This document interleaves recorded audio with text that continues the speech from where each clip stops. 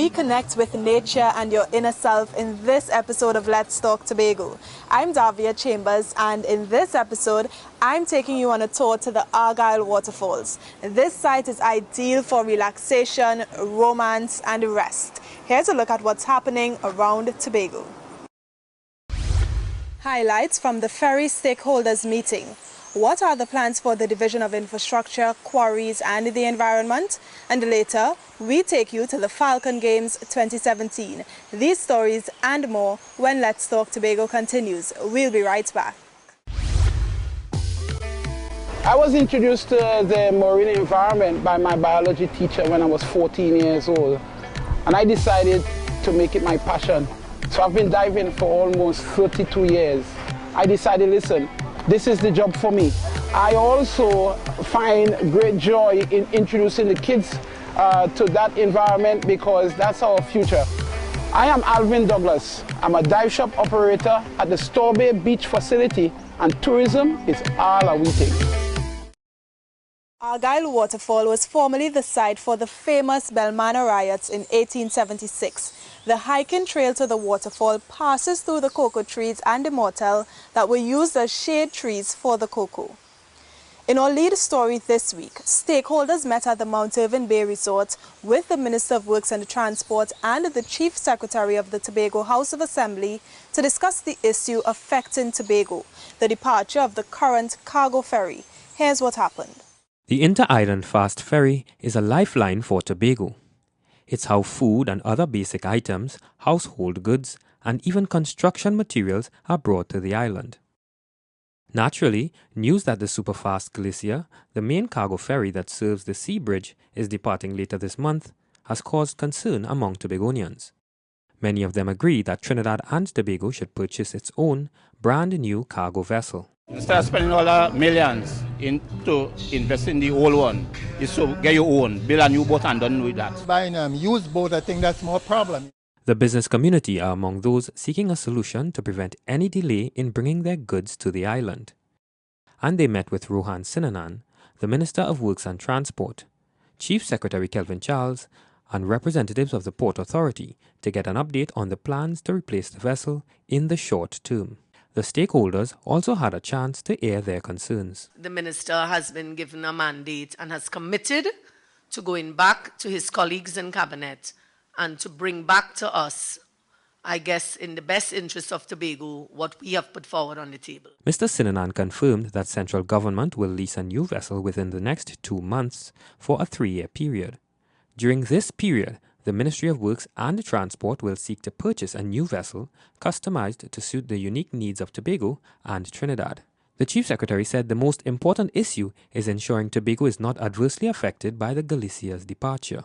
We had a very strong representation from the Chamber, and the Chamber was of the view that in respect of the options that would have been placed on the table, that the Minister ought to be the one to ensure that the case is prosecuted in our interests. It is my fervent wish that at the end of the day, what we have agreed on and the way we have determined we would go forward really redounds to the benefit of all of us here in Tobago. Because as I indicated, as I started, what affects you affects me. The Chief Secretary is also assuring Tobagonians that the Tobago House of Assembly is working with all stakeholders to ensure a reliable and predictable cargo transportation system. I'm Kern De Freitas for Let's Talk Tobago. The waterfall is on the Argyle River, west of the Roxborough village. The hiking trail begins 300 meters from the Windward Main Road. Now, opinions matter, especially visitors who now have the opportunity to voice their opinions about their Tobago experience. This feedback will better service the tourism sector in Tobago. Here's Caroline Wallace with all the details in this report.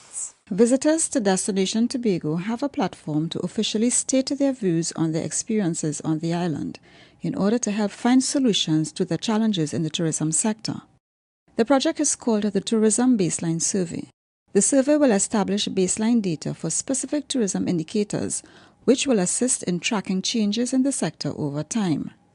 The data will assess the impact of tourism on defined priority areas, such as economic growth, job creation, competitiveness, and innovation to improve the sector overall. The data currently used to inform decision making is obtained mainly from the CSO. This data is sometimes outdated and limited in terms of quantity and specifics, especially as it relates to employment, income earned, skills and training, competency, revenue, and tourism spend. Moreover, key data sets relative to the tourism sector are sometimes not available. The project, which was launched by the Ministry of Tourism in partnership with the Division of Tourism, Culture and Transportation, Tobago House of Assembly, includes two components: visitor expenditure and business data. Enumerators will collect data on employment, income earned, skills, and training in the tourism sector and the tourism revenue visitor spending. It will target 40,000 tourists and up to 800 primary businesses in the tourism sector. It is no longer enough to simply know how many visitors we hosted and via which mode of transportation they arrived. More than that, we need to find out where they went while they were here, what they did, and even why they chose to do it. The goal of the project is to take advantage of trends in the international tourism and travel industry to make more informed decisions based on the data collected. It is imperative that we put in place the mechanism to measure, to study, to research, and to plan, so that we give ourselves the best opportunity to achieve optimum value for our diminishing financial resources in the tourism sector. The final report of the Tourism Baseline Survey will be published on April 2018. I'm Caroline Wallace for Let's Talk Tobago. Visitors hiking to the waterfall can expect a cool walk under the tall, whispering trees. On this journey, expect to be interrupted, but by the sound of exotic birds and the sight of beautiful butterflies, spiders, and lizards. Now this. The Tobago Institute of Literacy is known for providing services to people who have literacy challenges. The organization hosted their annual meeting at the Scarborough Library facility, and we have all the details in this story. We never stop developing and learning in stages, but for some of us, we move at different paces. And nowhere does this apply more than literacy. That is a key role and function of the staff at the Tobago Institute of Literacy, as they outlined their focus at their general meeting recently held at the Scarborough Library Services. Meeting the needs of adults and young adults in today's changing world. The Tobago Institute of Literacy had the vision to make real changes when the decision in 2011-2012 resulted in us producing a new curriculum for literacy skills, embracing both numeracy and communication skills. That is why the Chief Secretary, Mr. Kelvin Charles, who spoke at the meeting, said that one of his main focus is to reintroduce the remedial programs in all primary schools throughout the island. That way, each student will have a fair opportunity at learning and not be left behind in the long run. A developmental program ought to be integrated with a quote-unquote remedial program. Because if I'm starting a development program at the level of infants, then based on my approach to teaching, I should be able to diagnose early those students that are having some kind of difficulty, whether it is in numeracy or literacy, and simultaneously treat with that difficulty. Two attendees expressed their gratitude for having been a part of this program and shared how the program helped them in every aspect of their lives. Now, they have the ability to read and write. I get laughed at, talked at. It hurts sometimes that you cried. I thought I couldn't do this at all. So I want to thank you all very much for opening this class for us. And I want to continue encouraging brothers and sisters to keep on doing this because reading is beautiful. Amen. Classes are currently closed, but will resume on April 24th at various locations throughout the islands, such as Scarborough Library, Bethel, Mariah, and to Bonaccord Community Centers. I'm Crystal George for Let's Talk Tobago. Coming up next, we share with you the plans of the Division of Infrastructure, Quarries and the Environment. Stay with us. Let's Talk Tobago. We'll be right back. There we go to Tobago, that paradise found by Robinson Crusoe. And it is said it's the land of tomorrow. Princess Margaret say, come Tobago for holiday. Now the whole world sing, come Tobago for holiday. Welcome back. You are watching Let's Talk Tobago. Now, the Argyle waterfall reflects the unspoiled beauty of Tobago as visitors find a variety of fruit trees and wildflowers. Now, plants help us to stay on track and with the things you set out to achieve. That's why, in this next story, Omadara Mills has details on the plans of the Division of Infrastructure, Quarries and the Environment. Pay attention to this. Whether you call it aggregate material or gravel, this rock material is derived from the hard, dense volcanic rock known as andesite, located at the Studley Park Quarry.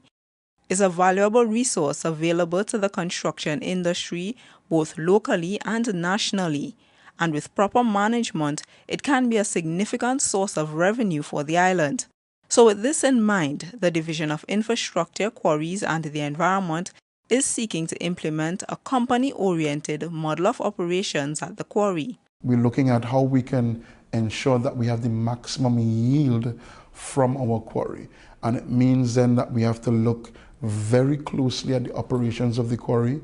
We have to find a system that is going to ensure that we get that maximum yield, and we have to ensure that Tobagonians are employed in the process and driven towards that high level of productivity that we are looking towards. Given the mandate of constructing roads, retaining walls, drains and bridges, the Secretary for the Division plans to introduce more efficient project management procedures, as well as more modern technology. The two measures can help reduce wastage of resources and provide Tobagonians with structures that are long-lasting. We're looking at technology in general to see what can we use to start becoming more effective, more efficient, engineering, surveying, to ensure that we know when we're doing our road paving program, which continues, when we're doing our road paving program, that we know exactly how much material we have to use, how much we use, and we ensure that we pay for what we use. And again, that sense of accountability is very important for us. Noise pollution is one of the main issues being addressed by the Department of the Environment. The Secretary with this responsibility says a committee consisting of business owners, the police service, and environmental stakeholders are working together with the division to come up with a plan of action to reduce noise levels on the island. Very soon we're going to have that MOU, and that MOU, although it may not be legally binding, it gives that sense of accountability that the bar owners, for example, are going to get meters. We're going to have a sound engineer go into each of the bars to help them to redesign their soundscape, start putting in some soft measures to mitigate noise. For 2017, the division is seeking to get licensing department operating from 8 a.m. to 4 p.m. again. It is expected that this will increase the efficiency of that unit and its service to customers. I'm Omadara Mills for Let's Talk Tobago. The Argyle River and the Argyle Waterfall form part of the Main Ridge Reserve, which is the oldest protected rainforest in the Western Hemisphere. Filmmakers, this story is for you. The Trinidad and Tobago Film Festival has launched a new film festival in Tobago to help with the development of the film industry on the island. Marlon Gottslieben tells us more in this next report. Lights, camera, action. Tobago has a new festival to look forward to. It's the first ever Tobago Jazz Film Festival, an initiative courtesy the Trinidad and Tobago Film Festival in collaboration with the Tobago House of Assembly. This film festival aims to facilitate the growth of Caribbean cinema by offering a wide-ranging industry program. It's an exciting initiative, and it's jointly in part by the Tobago House of Assembly and the Trinidad and Tobago Film Festival. And they saw the need to give Tobagonians a space to feature their own films and, of course, to get some training done as well. Answering the call, because many people would have been online clamoring for more workshops in Tobago, clamoring for their own space. Viewers can expect to see film that would have done well internationally, from both local and international filmmakers. 2 filmmakers from Tobago would have an opportunity to have their film viewed at this festival. Jared Primer with his piece Redman, and Kyle Walcott with his film Glass Bottom Boat. The Tobago Jazz Film Festival provides an opportunity for filmmakers to network with each other. It is a chance for local filmmakers to interface with professionals and up-and-coming professionals like myself in the field. They get to speak to us, get some advice, and they also get a screen. They get a screen to be able to show their films. They get to see the chance of what you have to do and what do you expect when you have to actually host your own film and the distribution process. That entire process that is not very easy to learn about when it comes to filmmaking. This festival opens Tobagonians up to this chance and this opportunity. The industry workshop hosted for Tobago-based filmmakers is one step to developing the film industry on the island. This is a good start, and perhaps we need to see even more workshops, perhaps even more intense workshops. I want to go as far as to say master classes, because we need to increase the knowledge, especially in terms of the technical aspects of film, in terms of writing, because we know that writing is the core. The film festival will be launched on April 21st and run from April 22nd to 25th, 2017. Admission is free and films would be screened at the following venues. Redman and Dancehall Queen would be screened at the Shade Nightclub, Glass Bottom Boat and Miles Ahead at Mount Irving Bay Resort, Chico and Rita and The Resort at the Waves Restaurant and Bar in Blackrock. I'm Marlon Gotzelben for Let's Talk Tobago. The Argyle waterfall is 100 feet tall and has 3 different levels. Each level has its own bathing pool, complemented by the tall rainforest trees offering both shade and beautiful backdrop. Now come with me as I tell you about the development of the Blue Food Festival. This is part of our segment called Footnotes, where we look at development through the years, the highs and lows, the milestones and memorable moments since 1980 when the new assembly was formed. Let's have a look at this week's Footnotes.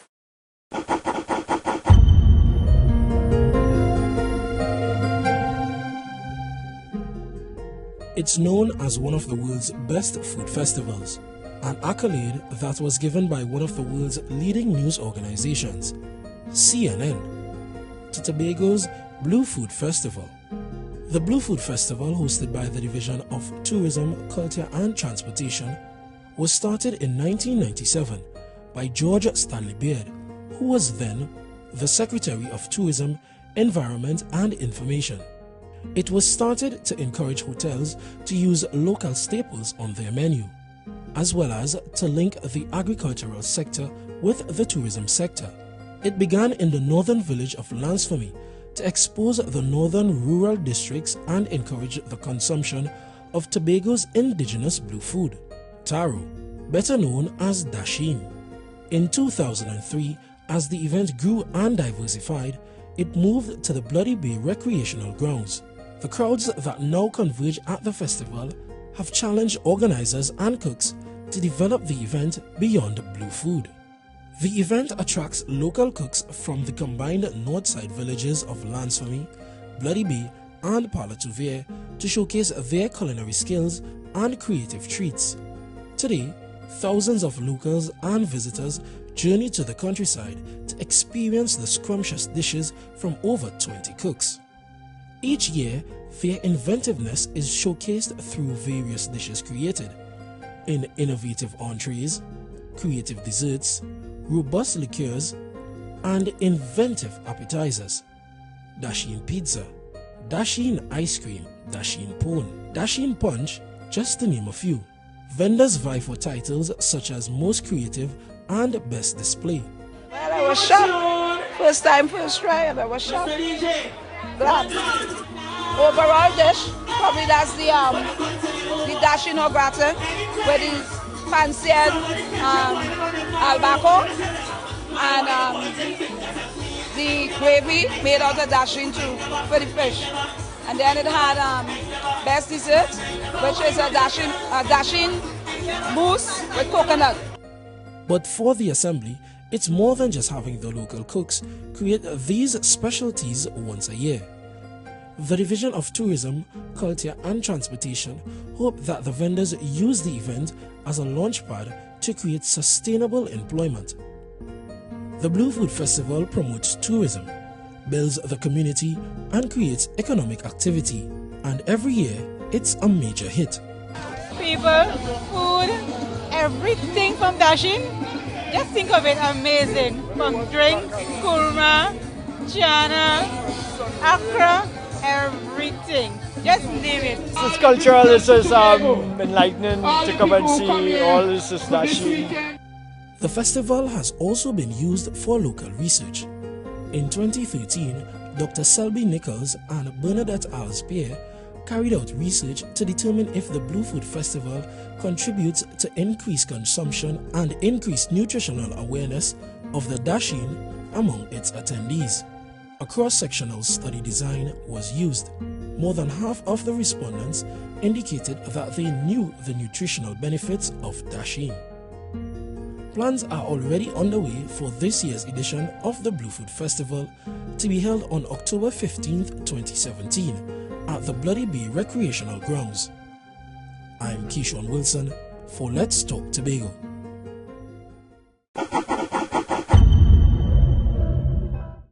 We have to take a break, but when we return, we take you to the Falcon Games. Don't go anywhere. Let's Talk Tobago will be right back. Stay with us.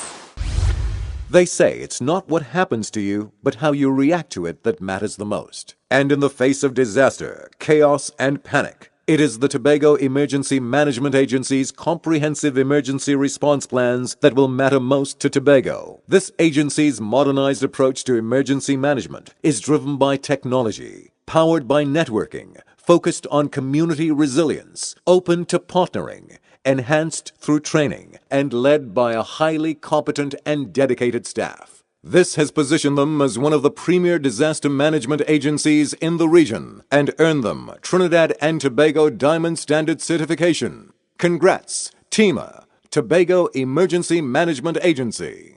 The large pool at the bottom of the waterfall is a deep circular basin with soothing water and exotic fishes.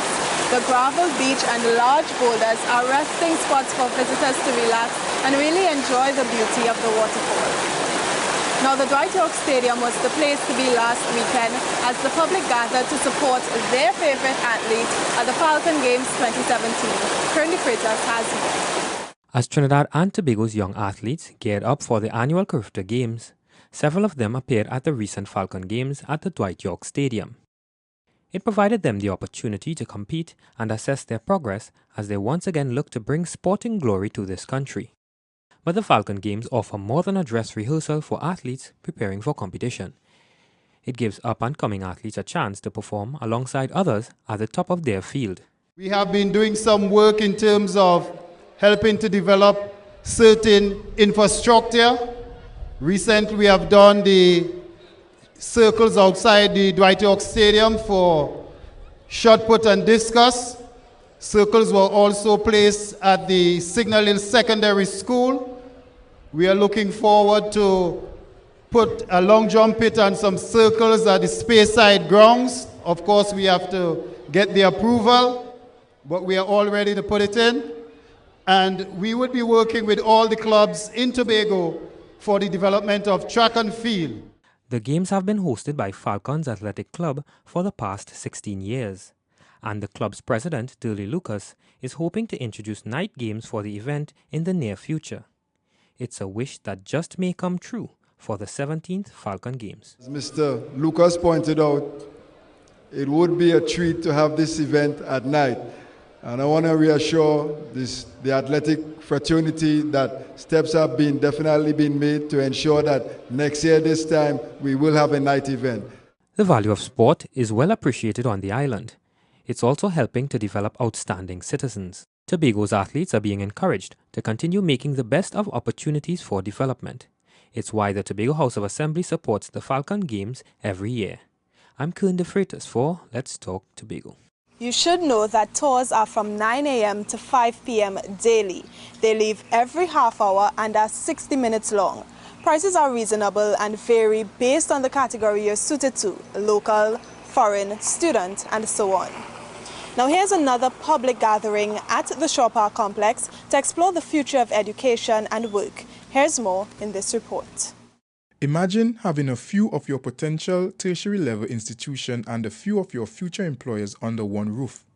That's what happened at the Shaw Park complex, as individuals participated in the first ever Spark Tobago Education Career Fair.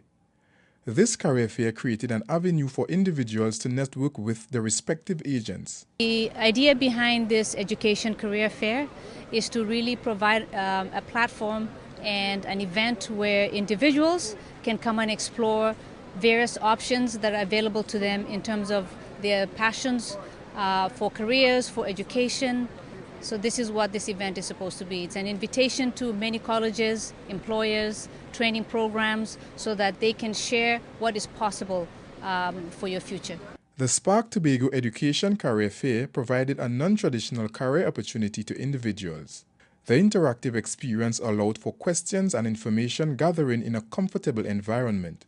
The objective really was to provide a space that students in Tobago can come together and interact with local universities, training institutions, vocational institutions, international universities, and be able to garner important information and not be intimidated by the application process to these institutions, be able to engage the exhibitors in what are the prerequisites for entering tertiary level education. The turnout of exhibitors and individuals made the event a hit on its first showing. For those who attended, many agreed that this career fair is a positive step to help them map out their future. But don't take our word for it. It's allowing me to know what I want to do.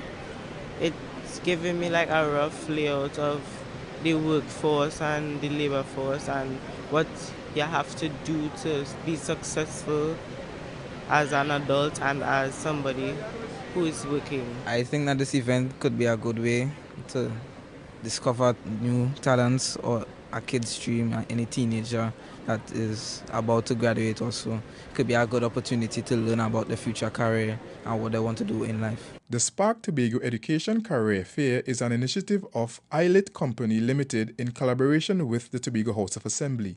I'm Marlon Gotsleben for Let's Talk Tobago. And it's time to have your say, the segment of our program where we hear what you, the viewers, have to say. Today we're asking, what does sport mean to you? While you think about it, we'll have a look at who had their say this week. I think that sport means a lot to Tobago. It's just that there is not enough emphasis on sport here in Tobago. Sports, like so many of the other non-curricular disciplines or programs, provide an opportunity to develop discipline in students that otherwise they may not have had. It's practically everything. Without sports, some youths as myself wouldn't be able to get a scholarship to go and further their education in a foreign country and better themselves and, give back something to the island of Tobago. To anybody who is a slow learner, who might not be strong in academics, could make it in the practical. Sports is a way of relaxation and to keep the youth off the street, because sports is a way to influence people into doing good. We close another edition of Let's Talk Tobago, and as always, we thank you for watching. Please email us with your comments or queries about the program, and be sure to visit our website, like us on Facebook, and subscribe to our YouTube channel. From our house to yours, I'm Davia Chambers, along with the Department of Information, Office of the Chief Secretary, Tobago House of Assembly, wishing you a safe and very productive week. We close now with a montage of the Wim Anglican Primary School Sports Day. We do hope you enjoy.